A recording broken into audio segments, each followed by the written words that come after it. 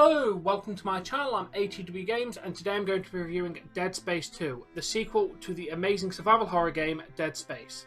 Dead Space 2 was released in January 2011 on the PlayStation 3, Xbox 360 and Microsoft Windows, also known as Steam. We're going to do a quick plot summary here. There will be no plot spoilers before we get into more interesting stuff like the characters, the enemies, and then my likes and dislikes, and the full review. Cue that dramatic music. Dead Space 2 takes place 3 years after the events of Dead Space in 2511. Following the nightmarish encounter on the USG Ishimura, former engineer Isaac Clarke arrives on the Sprawl, a civilized space station on the remains of Saturn's moon, Titan, which was broken into pieces in a planet-cracking operation. Here, a new necromorph outbreak begins. Isaac witnessed the panic that overtakes the station from the start. And there you go, that's our basic plot synopsis. Isaac's on a new place, necromorph outbreaks happen. I will not go into any more detail than that. If you want to know the full plot, go and play the game. Let's talk about the main characters. First off, we have Isaac Clarke, the protagonist of the story, survivor of the Ishimura incident, and the earnest wild captive of EarthGov. We then have Ellie Langford, the most chattiest character of all time, a CEC pilot who helps Isaac throughout the game. Nicole Brennan, Isaac's dead girlfriend, appearing as an hallucination to him at multiple points in the story. Hans Tiedemann, leader of EarthGov forces of Titan Station, he is the main human antagonist. Nolan Stross, another one of the patients held captive by EarthGov, who teams up with Isaac and Ellie to destroy the marker. And then Dana Lagun, a mysterious woman who assists Isaac early in the game and claims to have the means to cure his lethal dementia. And they are our main characters. What they all have to do with the story, you will have to play to find out. Dead Space 2 has many iconic enemies, from returning favourites from Dead Space 1 to newly introduced ones in this game. Let's talk about them. First we have the Slasher. It slashes things. We have the brand new introduced Puker. It pukes on things. We have the brand new Tripod, a very rare enemy in Dead Space 2. There is a male and a female version of this one. We have an Infector, a Leapor, a Spitter, first introduced, an Exploder.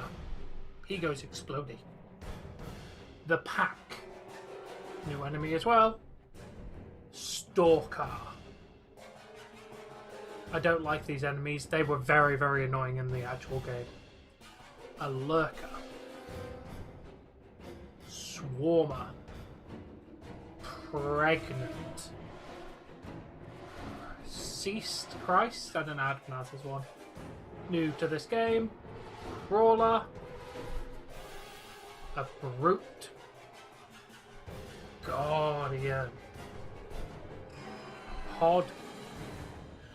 Nest, brand new to this game. A Divider. You don't really get to see them as together, but you do get to see components of it throughout the game.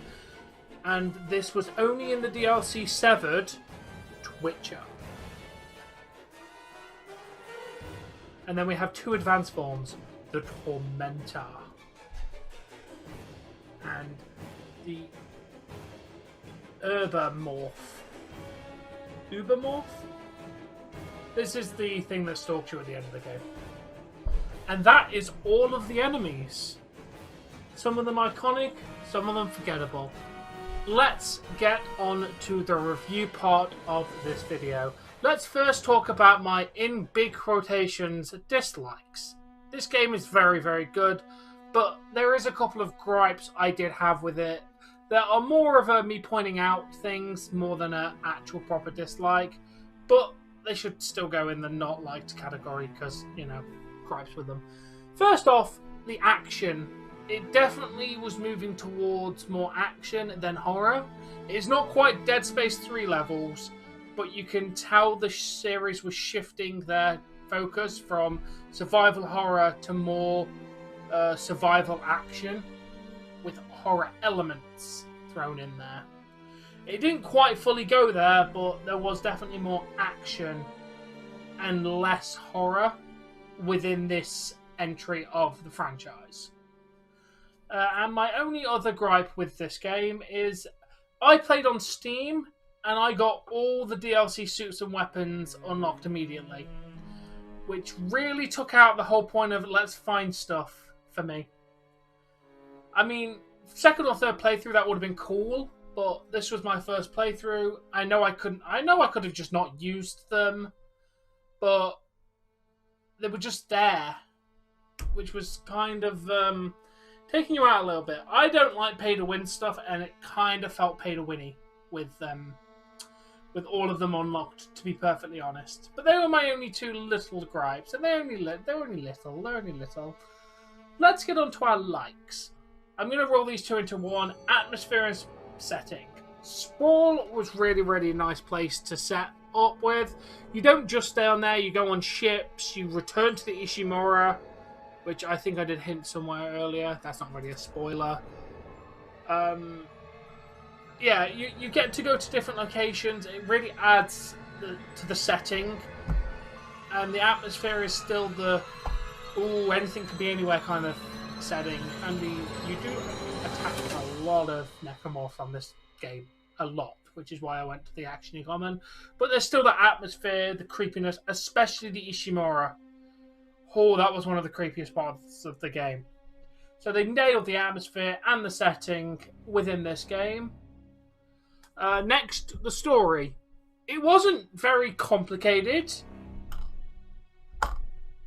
To be fair, it was Isaac with amnesia, and then stuff happened, which we're not going to spoil, as I've already said. But it was Isaac having to battle his demons and defeat the marker again was a very good concept for a sequel game. I thought they nailed the story there. And the last good point I have is characters. It has Ellie Langford. What more do I need to say to you than it has Ellie Langford? A fantastic character. The antagonists are great. The plot twists. All the characters that they have within the game are really, really good. They did do very, very good characters within this game. And yeah, that was my last good point. With that being said, how good was this game? I enjoyed it more than the first. It was a solid, solid playthrough. Really good setting, atmosphere, characters, and everything like that. They nailed it as a sequel game. It was phenomenal. I will give this a very solid 9.5 out of 10. This was a really, really good game. I solidly recommend checking this out, whether it be on Steam, PS3, Xbox, whether it be the original 360 or backwards compatible. Definitely check it out. I'm praying that they do a remake of this. If they do, you will get a review on the remake, and I will compare it to this one and see if they can improve this game. Anyway, with that being said, thank you all for watching this review. If you have enjoyed it, please make sure you smash that like button, share and subscribe, and until next time guys, enjoy this video.